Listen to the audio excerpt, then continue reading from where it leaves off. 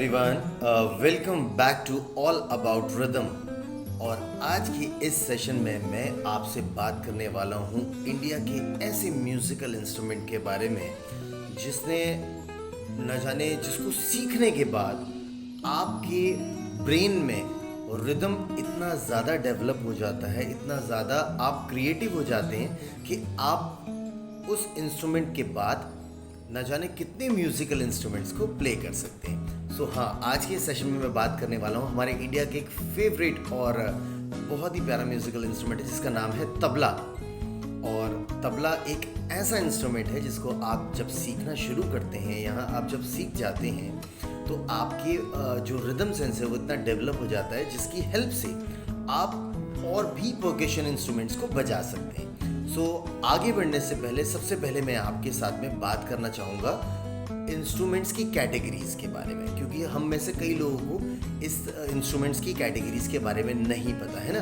तो most probably instruments की बहुत सारी कैटेगरीज होती हैं और आज हम इंस्ट्रूमेंट्स की 5 कैटेगरीज के बारे में बात करेंगे, ठीक है। और उसके बाद इसी तरह से सीरीज़ को मैं आगे लेके जाऊंगा आप लोगों के लिए, क्योंकि मैं चाहता हूं कि आप लोग बेसिक तबला से शुरू करके एडवांस लेवल तक जाएं। और तबला सीखने के बाद जैसे मैं बार बार बोल रहा हूँ कि आप कौन कौन से इंस्ट्रूमेंट्स बजा सकते हैं वो मैं आपको अलग अलग कैटेगरीज के बारे में आगे बताऊंगा, है ना। वैसे आप बहुत सारे इंस्ट्रूमेंट्स बजा सकते हैं। आइए शुरू करते हैं आगे हम। तो इंस्ट्रूमेंट्स की 5 कैटेगरीज में से जो पहली कैटेगरी है उसको हम बोलते हैं तत्वाद्य या तंतुवाद्य। हिंदी म्यूजिक में, है ना, हिंदुस्तानी म्यूजिक में हम बोलते हैं तत्वाद्य या तंतुवाद्य। इसी को अगर हम वेस्टर्न म्यूजिक में बात करें तो वेस्टर्न म्यूजिक में इसको बोला जाता है कॉर्डोफोन्स, यानी वो म्यूजिकल इंस्ट्रूमेंट जिसके अंदर कॉर्ड्स होती हैं, है ना।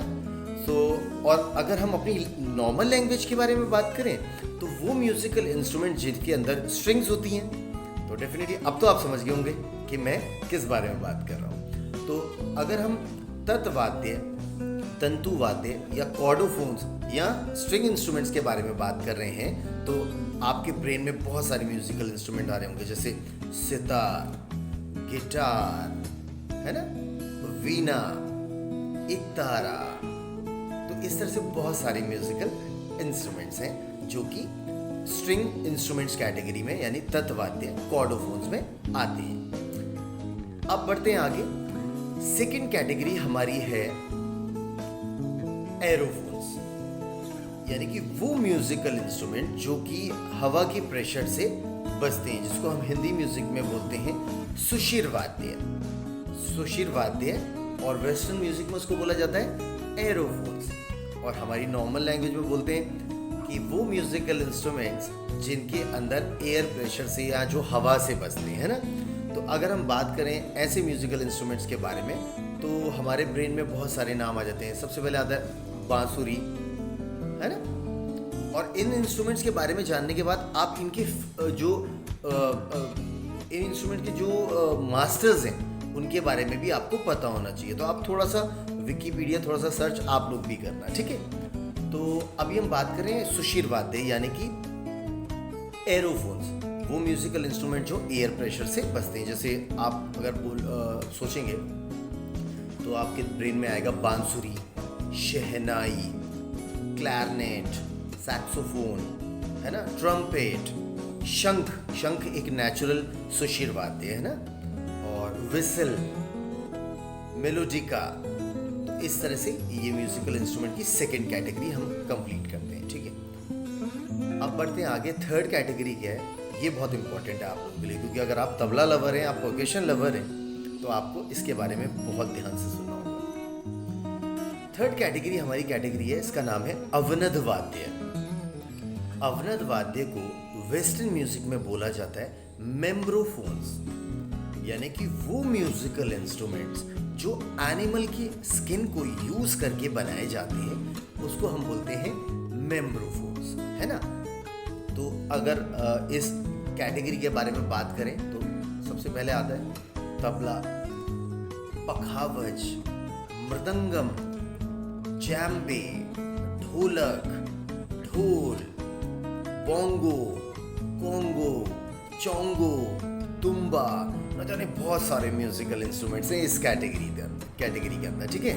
सो ये कैटेगरी हो गई हमारी अवनद वाद्य यानी कि मेम्ब्रोफोन्स, एनिमल स्किन से बनने वाले इंस्ट्रूमेंट। अगर आप तबला सीखते हैं तो आपका रिदम सेंस इतना ज़्यादा डेवलप हो जाता है एवरीडे प्रैक्टिस करने के बाद कि आप इस कैटेगरी में आने वाले हर एक म्यूजिकल इंस्ट्रूमेंट को अपने रिदम सेंस की हेल्प से खुद ब खुद बजा सकते हो, है ना।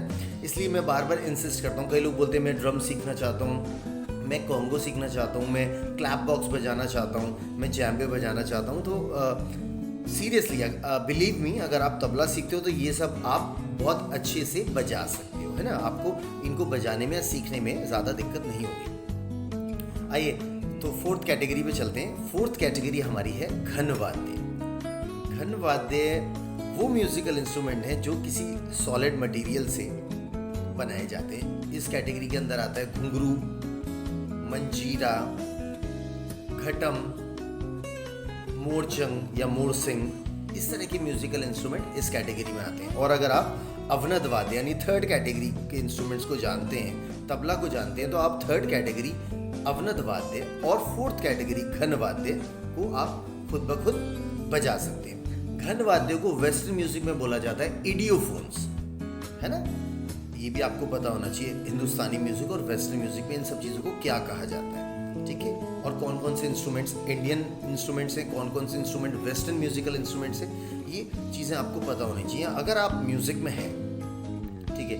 तो अभी हमने 4 कैटेगरी कंप्लीट कर ली। अब मैं लास्ट कैटेगरी आपको बताता हूँ। ये कैटेगरी हम लोग ऑलमोस्ट खुद ही क्रिएट कर लेते हैं ताकि आप लोग इसको इजीली समझ सको। तो फिफ्थ कैटेगरी जो है इसको मैंने नाम दिया है इलेक्ट्रॉनिक म्यूजिकल इंस्ट्रूमेंट्स, है ना, जो आपको समझने में बहुत इजी हो जाएगा। इसमें आता है आपका सिंथेसाइजर, जिसको हम कई बार कीबोर्ड भी बोलते हैं ना। यहाँ पे एक जो हमारा डेस्कटॉप होता है, जो कंप्यूटर होता है, उसके कीबोर्ड को भी कीबोर्ड बोला जाता है।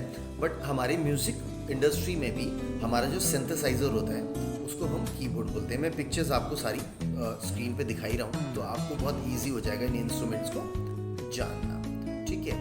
इलेक्ट्रॉनिक गिटार, इलेक्ट्रॉनिक ऑक्टोपैड, तो इस तरह की जो कैटेगरीज है ना, जो बिजली से चलने वाले म्यूजिकल इंस्ट्रूमेंट है, जो इलेक्ट्रिसिटी से यूज़ करने वाले चलने वाले म्यूजिकल इंस्ट्रूमेंट है, उसको हमने नाम दिया है इलेक्ट्रॉनिक म्यूजिकल इंस्ट्रूमेंट्स कैटेगरी। तो हमने 5 कैटेगरीज के बारे में आज बात की है। तो पहली कैटेगरी हमने बात की तत्वाद्य, जिसको वेस्टर्न म्यूजिक में बोलते हैं कॉर्डोफोन्स यानी स्ट्रिंग इंस्ट्रूमेंट्स। सेकेंड कैटेगरी है हमारी सुशिर वाद्य यानी कि एरोफोन्स, जो म्यूजिकल इंस्ट्रूमेंट बजते हैं हवा के प्रेशर से, ठीक है। और इसमें हारमोनियम भी आता है ना, क्योंकि हारमोनियम के अंदर भी जब हम हवा को प्रेस करते हैं पीछे से तो तब जाके हारमोनियम बजता है।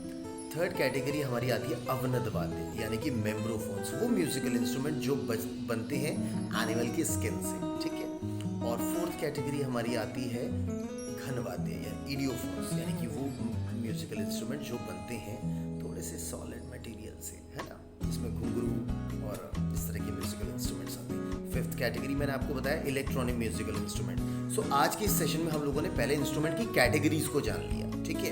क्योंकि सबसे पहले आपको इंस्ट्रूमेंट की कैटेगरी पता होना चाहिए कि कौन सा इंस्ट्रूमेंट किस कैटेगरी में, ठीक है। तो आप लोग भी थोड़ा सा घर पे बैठ करके थोड़ा सर्च कीजिएगा कौन कौन से म्यूजिकल इंस्ट्रूमेंट्स होते हैं। बाकी मैं कोशिश करूँगा आपको ऑलमोस्ट सारे इंस्ट्रूमेंट्स को कवर कराऊँ, ठीक है। और आगे मैं इस सीरीज़ को आगे लेकर के जाऊँगा ताकि आप बेसिक तबला के बोलों से लेकर के एडवांस लेवल तक आप सीखो। तो मैं कोशिश करूँगा आपको हर एक वो चीज़ सिखाने की जो आपके ब्रेन में जो क्वेश्चंस चल रहे हैं, ठीक है। So if you have any doubt, any question, any query, please आप लोग मुझे कमेंट बॉक्स में लिखें कि मैं आपकी क्या मदद कर सकता हूँ और आपके क्या क्या डाउट्स हैं उनको मैं कितनी जल्दी क्लियर करूँगा। क्योंकि जितनी जल्दी आप मुझे लिखेंगे मैं उतनी जल्दी ही आपको उसके आंसर्स दे पाऊँगा, आपको क्लैरिफाई कर पाऊँगा, ठीक है। और आप लोग किस तरह के वीडियोस देखना चाहते हो मेरे साथ और क्या क्या क्वेरीज हैं वो आप मेरे को कमेंट बॉक्स में ज़रूर लिखना, है ना।